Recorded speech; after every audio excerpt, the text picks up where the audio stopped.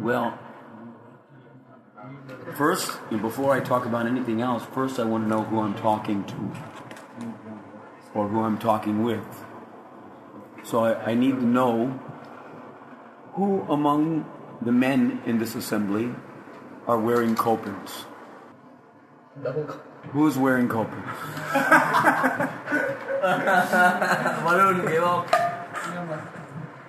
The ladies only wear kopins during their contamination period. At least in Vedic culture. No, I'm all right. I'm fine. In Vedic culture, the gopis, they don't wear underwear. They only wear underskirts. I don't know if that's still prevalent in present-day society. It's been a long time since I've been there.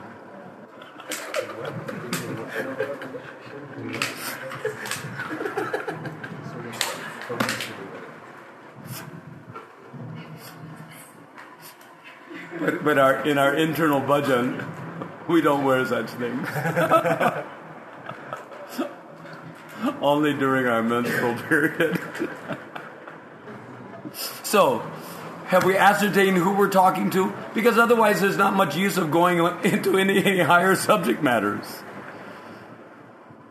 First of all, we should understand what is Sadhu Jivana. Vrindavan life means Sadhu Jivana. It's not meant for comfortable life. It's meant for tapasya. This is tapalok. If the men are not wearing kopins, it means they are not sadhu. Simple as that. They haven't come to that position yet. Sadhu means kopin. The 6 Goswamis wore kopin. Otherwise, how will you control your mind? And the ladies should understand this too. They should expect, if they're married to any, then they should know whether they're married to a Grihastha brahmachari or whether they're married to a Griya maidi. Grihastha brahmachari means kopin. Why? Because by kopin, you control sex agitation by 50% just by wearing the kopin. That is for Sadhu Jivan. Marriage life means no sex life. Marriage life is for stopping sex life. It is not for going on and on and on with the nonsense. So therefore, Grihastha brahmachari. For Sadhu Jivan, living like a sadhu. It's not that Grihasthas are not supposed to live like sadhus. They have to control their senses. That is yoga. Otherwise, how are we bhakti yogis? Controlling the senses.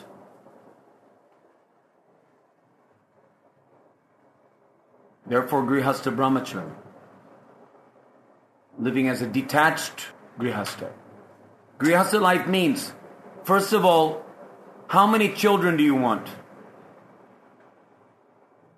1 child? 2 child? How many children can you support? How much trouble do you want to take for rearing children and all these things? 1 child. So do you know what Grihastha ashram means? Ashram. I'm talking about Grihastha ashram. I'm not talking about Griya maidi life. Griya maidi life means a life which is centered around sex attraction.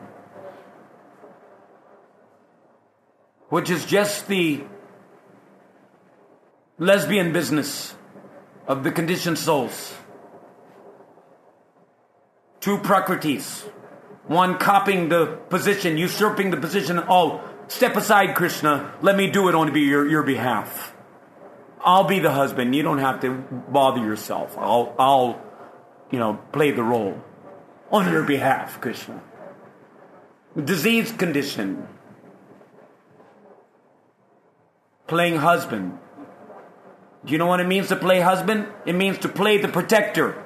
to play the proprietor, to play the provider, to play the controller, and to play the enjoyer. That is what it means to act as a husband. Play God. And that is the Swakiya attempt.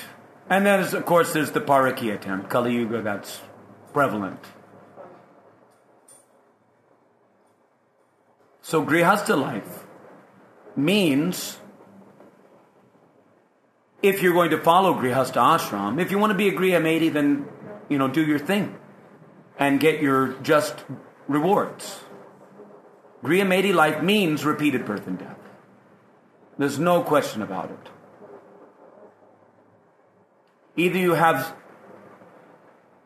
you get Krishna, or you get, should I say it? It's either Krishna or Yoni. One of the two, not both. If you want Yoni, then you get Yoni. And Yoni means, again, repeated birth and death. And along with it, disease and old age and everything that comes along with it. If you want Krishna, then you have to give up Yoni. And try to understand, Krishna is the Bhokta. We are all Prakriti. We are all the Bhoga to be enjoyed by Krishna.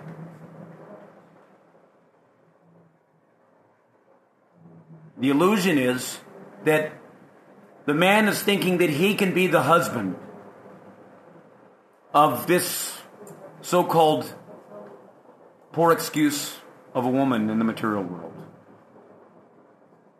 Not actually woman. Because it's the antithesis of genuine spiritual womanhood.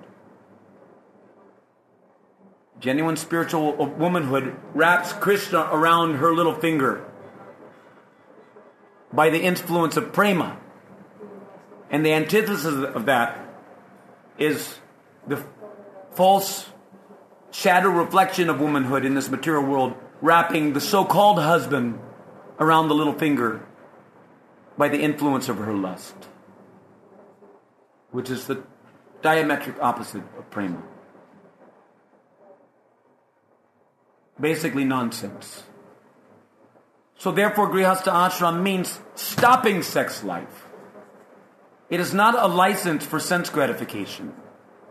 It's a license to go about another way of stopping sex life. It's just another way of stopping sex life. Because as long as you're absorbed in the sexual fantasies, you're not going to get Krishna.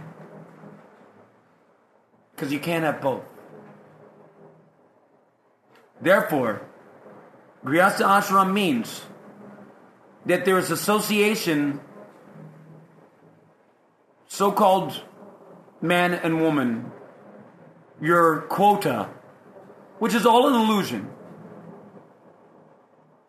Man is thinking that he can be the proprietor of this illusory form of a woman, and the woman is in so much illusion that she's thinking that this hulking excuse of a so-called man, which is not at all a man, because this body is made of Prakriti.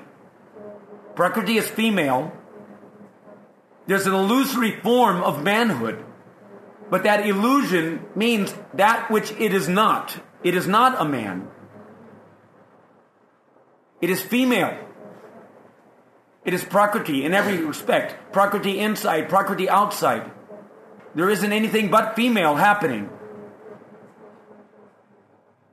Only Krishna's the male. He's the Purusha. He's the Ishwar. He's the protector. He's the provider. He's the enjoyer. He's the proprietor. And anything else other than that conception is sheer illusion. It has nothing to do with Krishna consciousness. Therefore, in the Grihastha ashram is simply that there's a regulative process for stopping sex life. The regulative process is that sex life is only meant for procreation of God-conscious children. Bhaktivinoda Thakur, the great exemplar for all the Grihasthas, they always give the excuse that, oh, well, Bhaktivinoda Thakur. Well, I'll tell you what Bhaktivinoda Thakur says. Bhaktivinoda Thakur says that association with one's wife is not an anga of devotional service. It is not an anga of devotional service. It is only meant for maintaining attachment to the Grihastha ashram. That's what Bhaktivinoda Thakur says. Hridoy Grantha. Hard knot. That is what association with the wife is for. To tighten the knot of attachment to the Grihastha ashram. So therefore, it must be limited. And the limitation is this. I'll spell it out graphically. Don't mind. I don't want to embarrass anyone. But graphically, I'll spell it out what it's really all about. Because the whole thing is to stop sex life so that you can begin to make some advancement in Krishna consciousness. Begin. Without stopping sex life, there's no question of even beginning to make advancement in Krishna consciousness. Therefore, sex life is limited to this. When the wife is at her most fertile period, which is just after her contamination period. There's 7 days, not 5 days, 7 days when the wife is considered completely contaminated according to Garuda Purana. Then between the 8th day, 8th, 9th, 10th, 11th, up to 16th day, if you do Garbhadan on the even number days, you get a male. If you do Garbhadan on the odd number days, that means 9th, 11th, 13th, like that, you get a daughter. But the closer you are to the contamination period, the more materialistic the son or daughter will be. Therefore, if someone wants a saintly son, then the recommendation is to wait until the 16th day. That means there has to be honesty and cooperation among the man and the wife, the husband and wife. Wait till the 16th day if you want a son, 15th day if you want a daughter. Saintly. This is the process, according to Garuda Purana, it is mentioned there, system. Then, Garbhadan is done. If conception is successful, then the lady's next period will not happen. That means that the lady's pregnant. From then on, during her pregnancy, there's no question of sex life on top of the fetus. That is a most sinful affair. Never to be done. There are special hells for such people who do like that. There's no question of contraceptives. At any time. Any kind of contraceptive.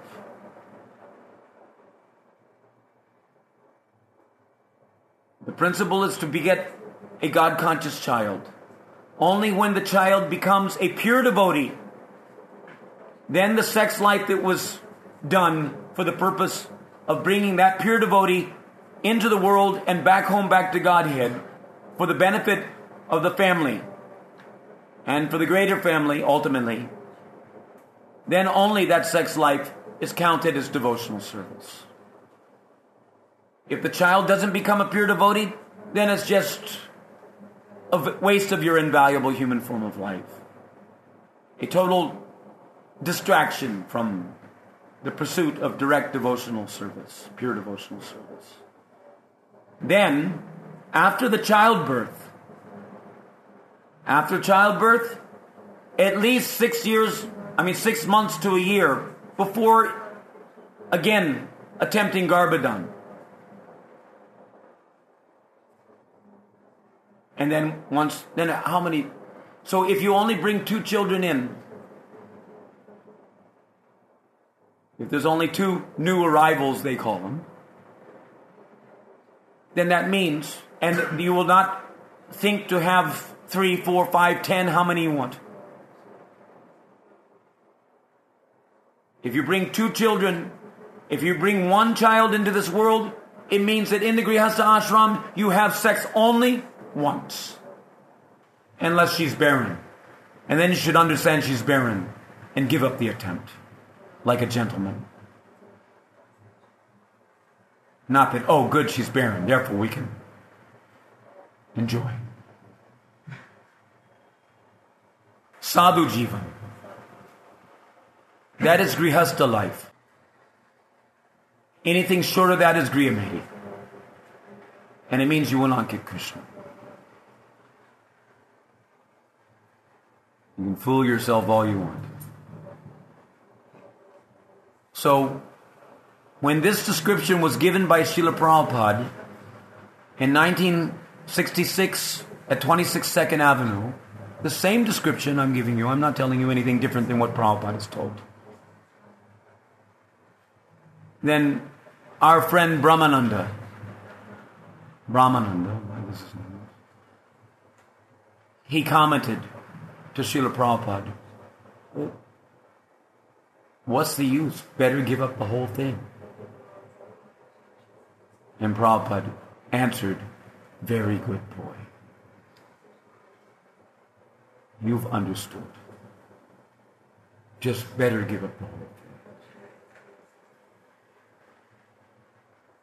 No matter how you cut it, spiritual life means no sex life. It is to be avoided at all cost. Grihastha brahmachari means must control the senses. Tapasya. And the wife is supposed to cooperate to help the husband to control his senses. To remind him that, my dear sir, you're supposed to be a Grihastha brahmachari. Nonsense. Fool number 1. Come into my clutches so that I can punch you in the face, rascal. Back off. And that is brahmacharini.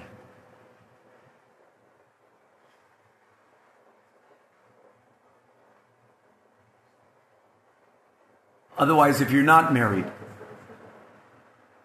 then there's definitely no excuse for not wearing kopans. Sadhu Jivana.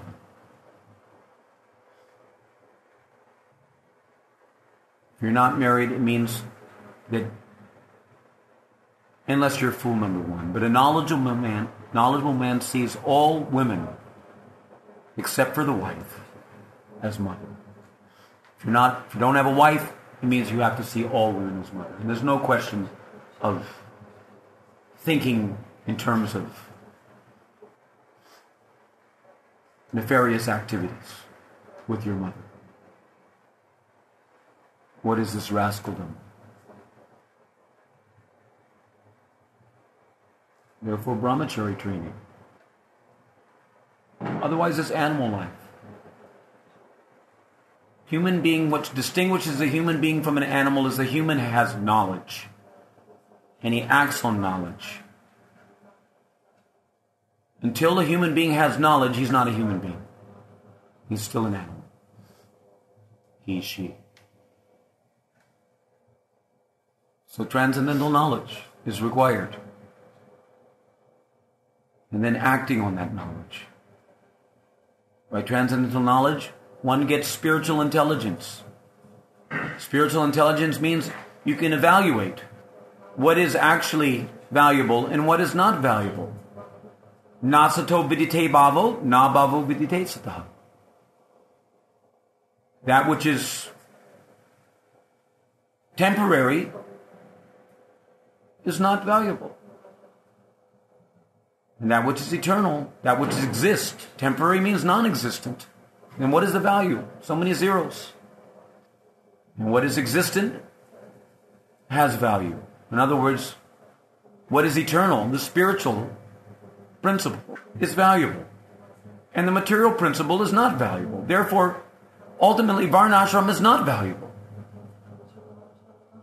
Because it is external, material things. It has very little value. What has value? What is valuable is Shravanam, Kirtanam, Vishnu Smaranam, Padasevanam, Archanam, Vandanam, Dasyam. Devotional service. Bhakti. Bhakti is valuable.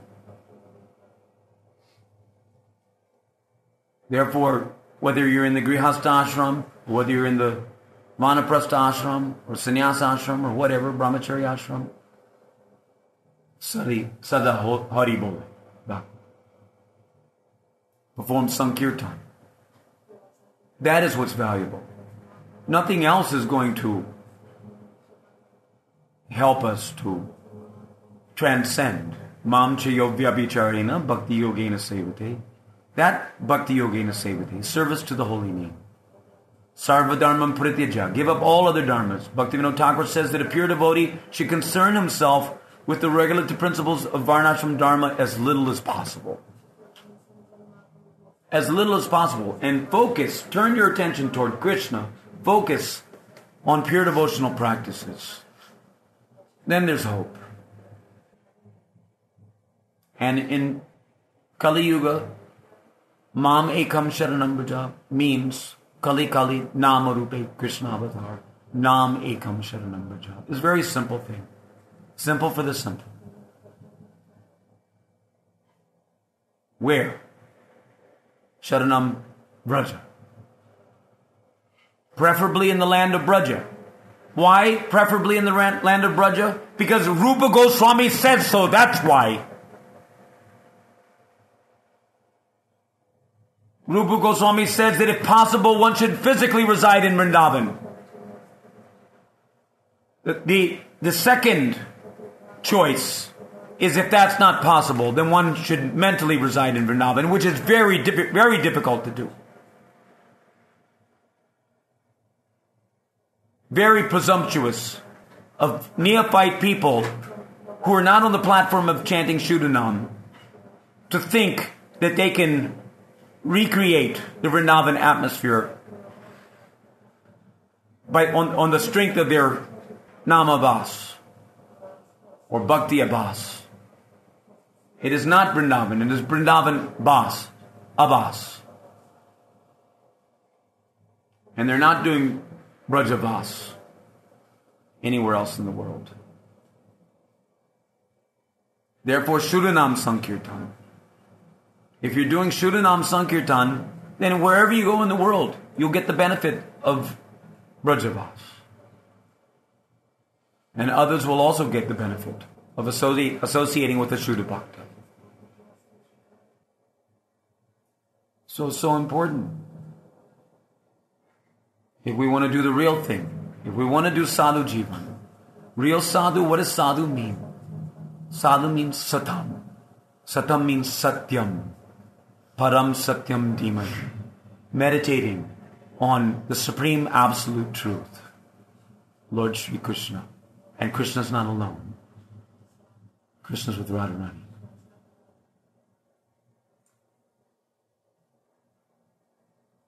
And that is Sankirtan. Mam cha yogya vicharena bhakti yogena sevati sagunan samati taitan brahma bhuya yukalpati. Otherwise there's no question of coming to the spiritual platform and going back home, back to Godhead at the end of this life. So what is that bhakti yogena sevati? It means nam ekam sharanam braja. Nam eva ye prapadyante. Mayam etam turantite. Otherwise, there's no question of going beyond the influence of Maya.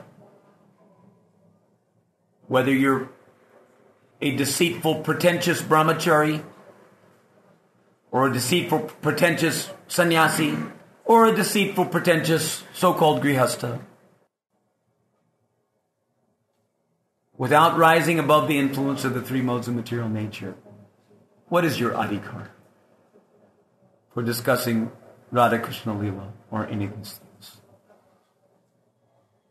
Therefore, in the beginning, from the beginning to the end, Nam Sankirtan is the most universally applicable aspect of pure devotional service. And by that Nam Sankirtan, one can easily cross beyond the influences of the material nature, which means, practically, it means to completely give up sex life and enter into the world of Krishna's sex life. Stop competing with Krishna. We have to give it up if we want to enter into the real world, Krishna's family life, in the realm of Braja. Are there any questions? Does it make sense? Do I sound like I'm being too fanatical and blunt in my dissertation? It's either birth and death or back home, back to Godhead. You make the choice. Simple as that. By entering into the Grihastha ashram, and every man should understand this, whether you've already entered or whether you are considering the idea, whatever it may be. By entering into the Grihastha ashram, one reduces his chances of going back home, back to Godhead by 75%. Now, what human being in her right mind would opt for that risk? Prabhupada has said, don't mind, I'm going to hammer on this because it's my duty to hammer on it. Grihasthas don't like renunciates to come and speak too much. They would rather that I'm going to do a little kirtan and take some prasadam and be on your way already. Back to Maya. Prabhupada is told that in the Grihastha ashram, advancement in Krishna consciousness is virtually nil. Virtually nil. Virtually means almost, not quite nil, but almost as good as nil. And there's a reason for that. Because as long as you think you're the husband, or as long as you think there's any other husband than Krishna, there's no question of advancement in Krishna consciousness. Unless you're cultivating the Vatsalya bhava. Then maybe there's a you can say a therapeutic way out. But advancing in Krishna consciousness means to realize our eternal constitutional relationship with Krishna. Our eternal constitutional relationship with Krishna has nothing to do with playing husband in the material world, please. So as long as that egoism is still there, even slightly, then one is forfeiting the opportunity.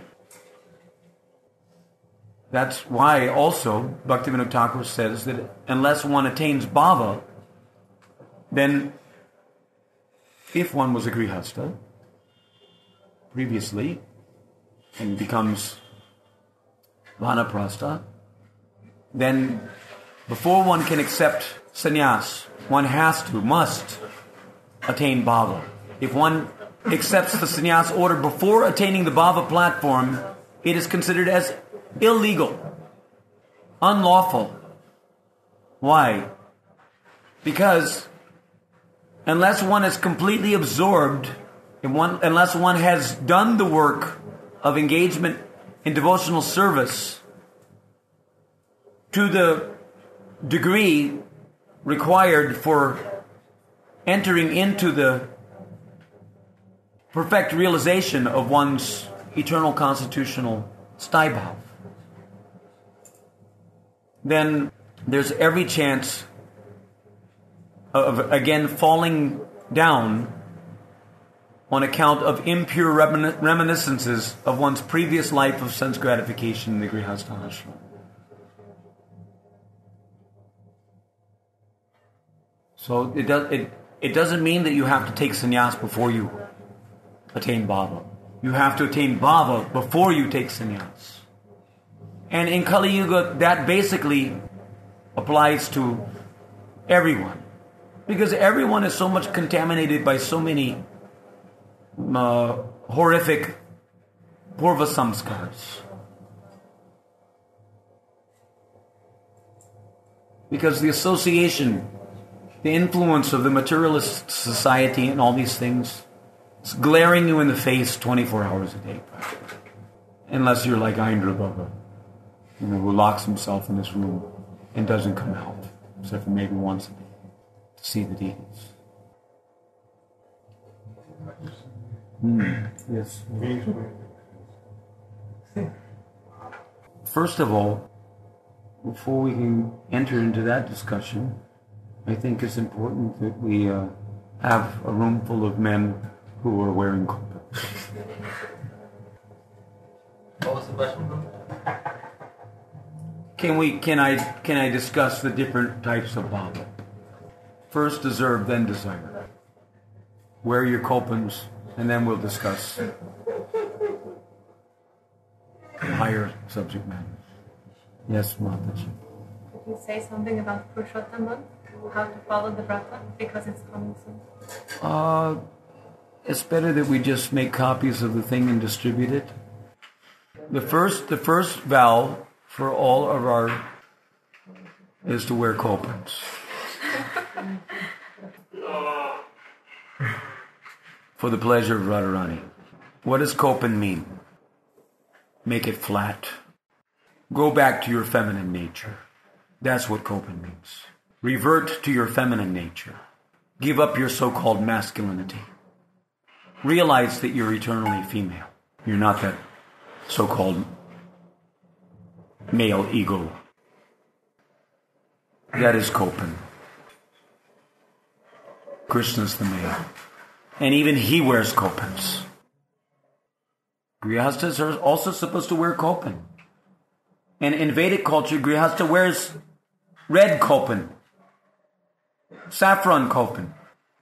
Why? To reduce sex agitation by 50%. So that he can be a Grihastha brahmachari. Otherwise, popped out Grihastha. What is the value of the thing? Pacha Grihastha. Rotten Grihastha. Grihastha must wear kopans. And if you're not wearing kopans, it simply means you've not had proper brahmachari training. Please don't get angry, but they do say that in the Gaudiya Vaishnavism, Bhaktisiddhantas, there's something about wearing boxer shorts or something. If you want to be a Pacha Grihastha, then that's the Pacha. Pacha. What's that? Means rotten. If you want to be a broken man, you want to remain crippled. That's the other point I was going to make. Another Prabhupada said, is written in his one purport in Srimad Bhagavatam. He says that one must give up the crippled life of the Grihastha ashram by the age of 50, if not sooner. Crippled life. Why crippled? Because the wife is like a crutch. So at a certain point, you have to leave aside the crutch and walk again on the strength of your own determination. And when the wife sees you doing that, then she should feel gratified that she's done her service. And then support from behind. Support his sannyas. Then the wife gets 50% of the advancement of that sannyasi. because he's still her husband, but he's in the sannyas order. So the wife has to support the sannyas by not directly, but indirectly giving her energy from behind, praying for his ultimate progress to the perfectional stage. And because she's supporting his sannyas, then she continues to share, as the wife, she continues to share in his advancement to the perfectional stage. 50%. Not that, he's taken sannyas, now I got to look for another Mayic form of a so-called husband. Because that one wasn't good enough. No Mayic form of a so-called husband is ever going to be good enough. Because no Mayic form of a so-called husband is Krishna. It never worked. It never will work. No woman in this material world has ever been satisfied by having a so-called husband. It doesn't work. Because he's not fit to be a husband. Because he's not male. Simple as that. Once you start to understand this philosophy of Krishna consciousness, and this is the philosophy of Krishna consciousness, then you start to make a little advancement. You start to realize that, wait a minute, why am I focusing on this so-called husband? Why am I pretending to be a so-called husband? Better to surrender to Krishna. Give up the chase.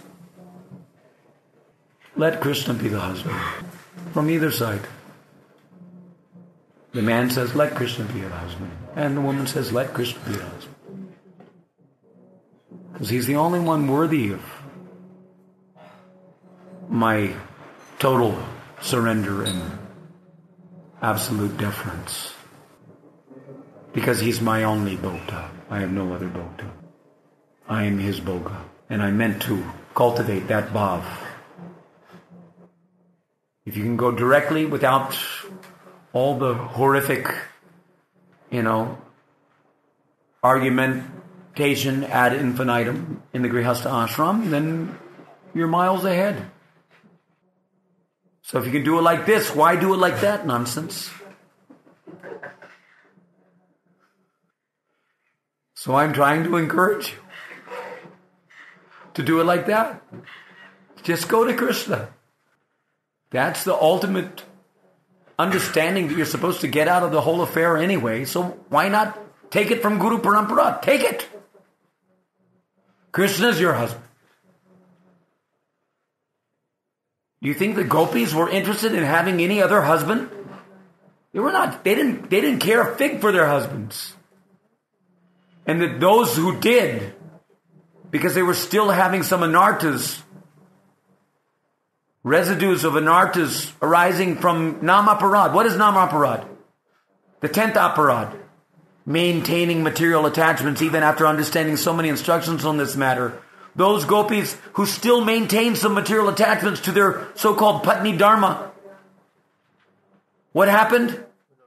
They were locked in their rooms and not allowed to go to Rasa Leela. Until they realized their mistake. Finally, realized their mistake. That they had a choice between Maya and Krishna. And they chose Maya. And again, they had to suffer. But then their failure became a pillar to their success. That is Vaishnava. So whether you've,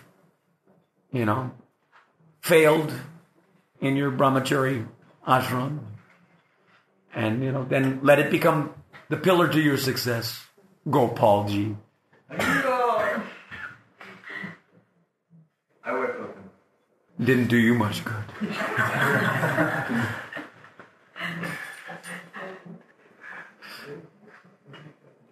You're also supposed to wear copans in your mind.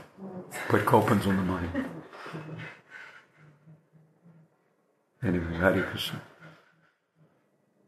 Jagyai Sankirtana Praya Yujanti Hi Sumedasaha. Sumedasaha means good brain substance. So regardless of where you're at, in your conditional existence, there's one absolute Dharma. There's conditional Dharmas and absolute Dharma. If they run parallel, then all right for now, well and good. But if they diverge in any way, then you have to renounce your conditional Dharma, Sarva Dharma, Prityaja, and only one constitutional Dharma. Jagyai Sankirtana Praya, Yujanti Hi Sumedasa. You have good brain substance, you realize that is your Dharma. That's your only Dharma. There's no other Dharma in Kali Yuga. There's only one Dharma. Those who understand that, they make good progress in Krishna consciousness. And those who have every reason in the book why they shouldn't surrender to this point, which is given by all of our acharyas.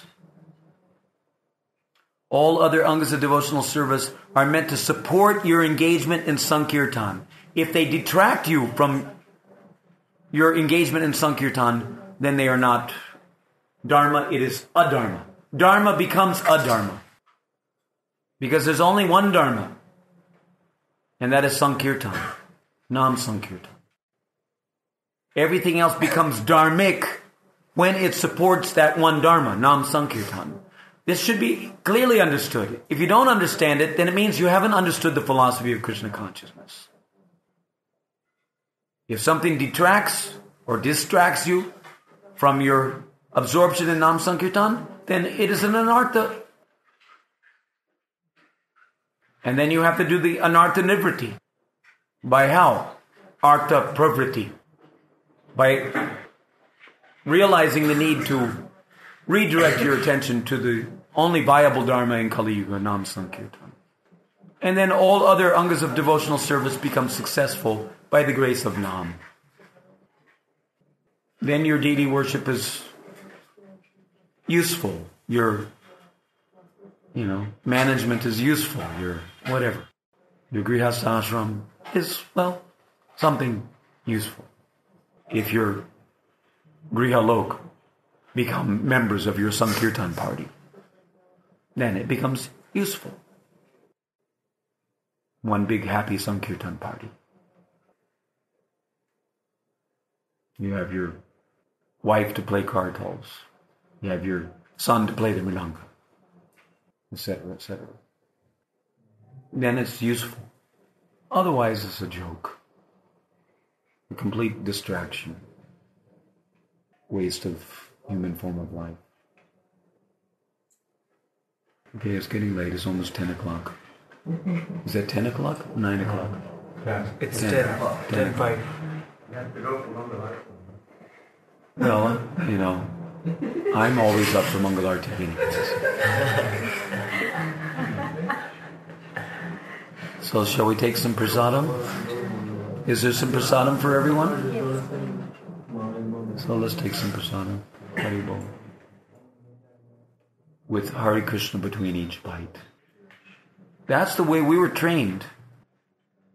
Does everyone do like that? The way we were trained when I first joined the movement, I joined in 1973, and we would chant Hare Krishna between each bite of prasad.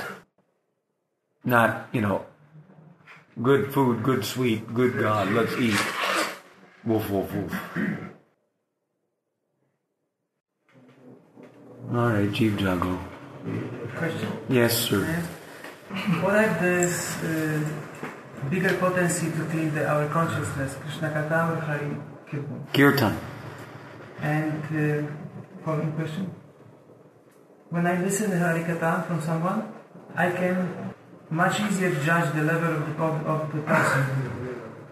Because whatever is in the mind, he is speaking. But who is singing, he is a good singer, so I don't know what is the... No. Kirtan means kirtan. It doesn't mean kirtan abbas. If someone's pure and he's doing Nam Sankirtan and you're associating, then that is the best form of Sadhu Sangha. Then your Sadhu Sangha is complete. But, of course, what is philosophy for? Ultimately, philosophy is to convince you to take shelter of the holy name.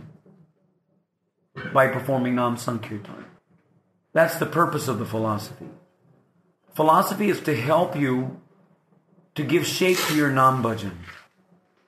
Philosophy is to convince you that Krishna is the Supreme Personality of Godhead. Therefore, His name, being non-different from Himself, is worthy of your service and surrender. That is the purpose of Bhagavad philosophy, and that is the Bhagavad Siddhanta. Even now, just by this philosophy, you convinced me to chanting. Yes. But only chanting will not convince me. No. So both are required. No one's saying that you shouldn't. But what I'm saying is that if you philosophize and philosophize and philosophize, but you don't come to the point of understanding the need to surrender to the holy name, then all your philosophy is useless.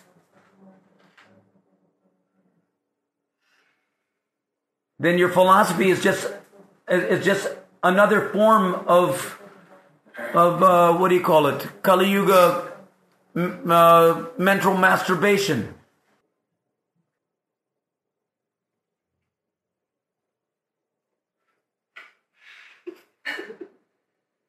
Don't mind.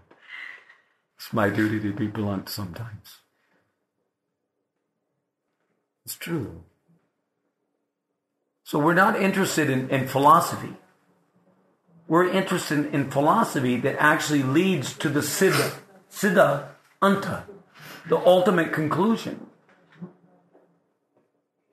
The ultimate conclusion is that in Kali Yuga, Kalo Nasteva, Nasteva, Nasteva. There's no other way. There's no other way. Hare Nam Eva, certainly, Kevalam, only, exclusively, no other way. Only Hari Nam. And if philosophy doesn't help you to come to that conclusion and realize the need to take full shelter of the holy name of Krishna, then your philosophy is not philosophy at all. It's called material calculation. It's another form of mental sense gratification. Subtle sense gratification. Philosophizing and philosophizing. For what? To show how big of a philosopher we are? So sadhu sangha there are various ways. If someone's a sadhu and is dressing the deities, then when you take darshan of the deities, you're going to see something different. If you're a little perceptive, if you're a little awake, you're going to see a difference between the way a sadhu dresses the deities and the way some Grihastha dresses the deities. Because the deity is going to reciprocate with the sadhu in a way that he's not going to reciprocate. Similarly, if you hear Bhagavad Gita, there's 5 main angas of devotional service. Brajavas, Bhagavad Shravan, Sadhu Sangha, Sri Murti Shraddhaya Seva, and Nam Sankirtan. Of the 5 types of devotional service, Nam Sankirtan is supreme. Bhaktisiddhanta Saraswati, he discusses this point. He says that the 4 other than Nam Sankirtan, these 4 other can not be complete unless they are coupled with Nam Sankirtan. And they become complete when they are coupled with Nam Sankirtan.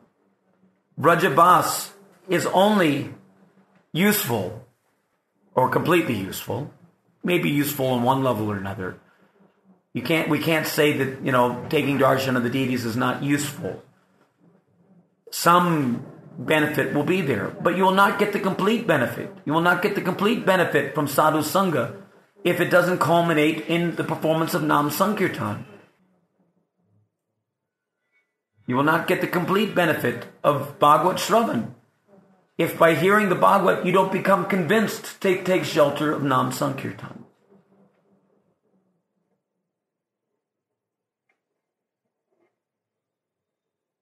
So sadhu sangha means associating with satam. Who is satam? Satam appears in the form of the deity. Satam appears in the form of the Bhagavad. But primarily in Kali Yuga, satam appears in the form of Krishna Nam, Hari Nam. That is the most accessible and the most powerful, facility for associating with the Supreme Truth. If who's chanting is chanting Shuddhanam. If he's not chanting Shuddhanam, then you're not associating with the Supreme Truth. Therefore, one should, as far as possible, hear the holy name from the lips of a pure devotee. Otherwise, it may be lips, poisonous, milk touched by the lips of a serpent. So-called Sankirtan, not Sankirtan at all. It's poison. Sex kirtan. Subtle sex kirtan. Prophet adoration distinction kirtan. That is not Sankirtan. That is show bottle. And you're not going to get much from that. You'll get bhukti from that. Na dhanam, na janam, na sundam. That is the symptom of someone who's chanting Shuddhanam. It means that he has Nam Ruchi, Shuddhanam Ruchi. Aparada Guchi, Shuddhanam Ruchi. There's no Ruchi if there's no Shuddhanam. Shuddhanam Ruchi. Ruchi only comes when Shuddhanam is there. Because Harinam is Rasuvaisaha. Something to taste. Otherwise it's Ruchi Abhas. They're just like there's Rati Abhas, there's Ruchi Abhas, there's Shraddha Abhas. There cannot be Ruchi if there's not real Shraddha. Shraddha means to accept those things which are favorable. There's no difference between Shraddha and Sharanagati. Without Sharanagati, there's no Shraddha. To accept that Krishna is your only protector, to accept, to be completely dependent on the mercy of Krishna. And that means to perform jagya for the satisfaction of Krishna without any ulterior motives. Anyabhilasita shunyam. Have no separate, Anyabhilasita shunyam means to have no separate interest in the interest of Krishna. That is Sharanagati. And that's a symptom of Shraddha.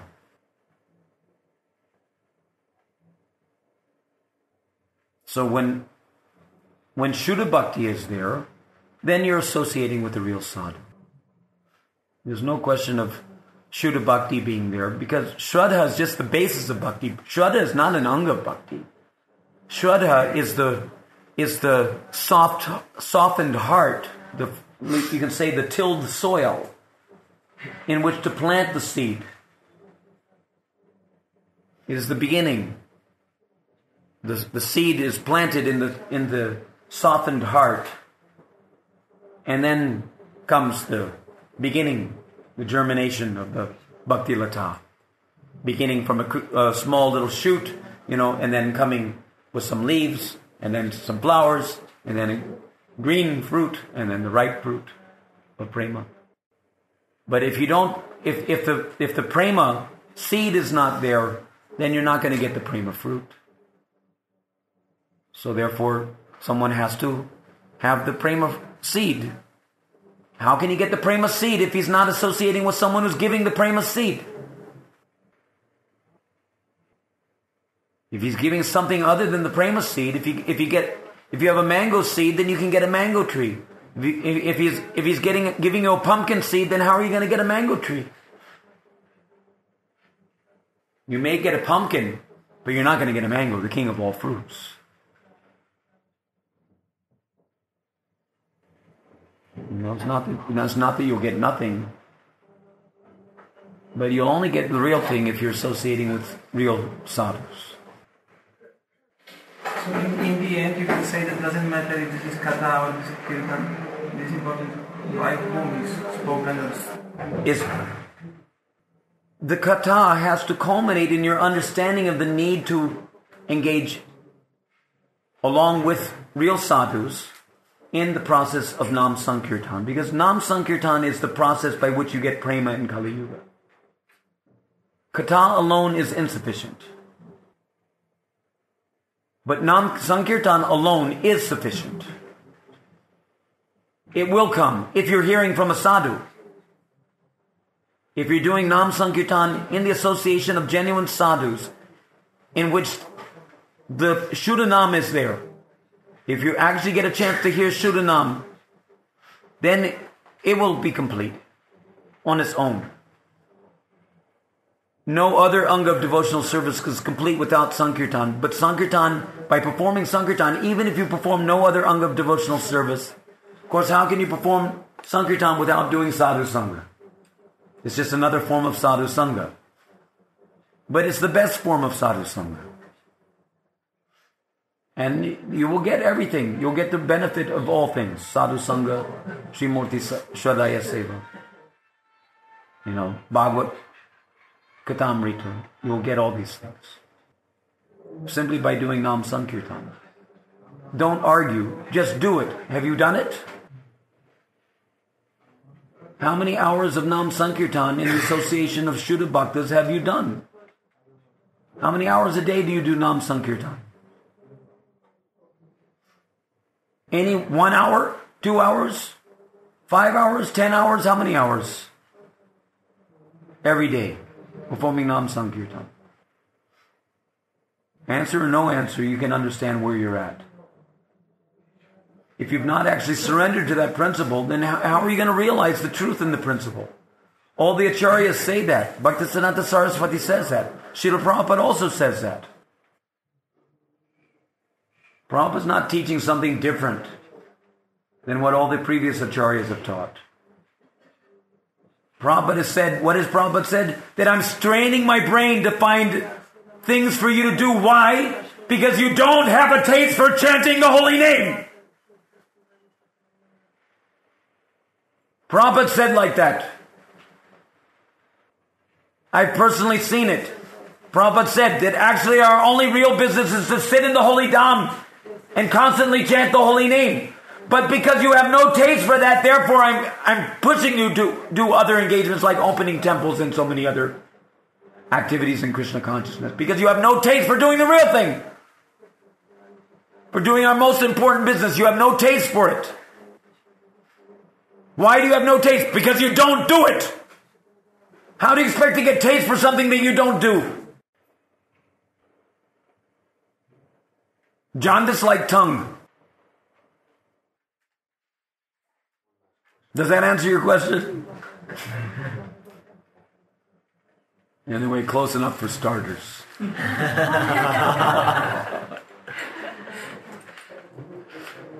don't think we can ask your question. You've asked so many questions lately, and I'm going to pass this question and assemble everyone for Prasad. Hare Krishna. Thank you so much. It's getting later and later. Thank you.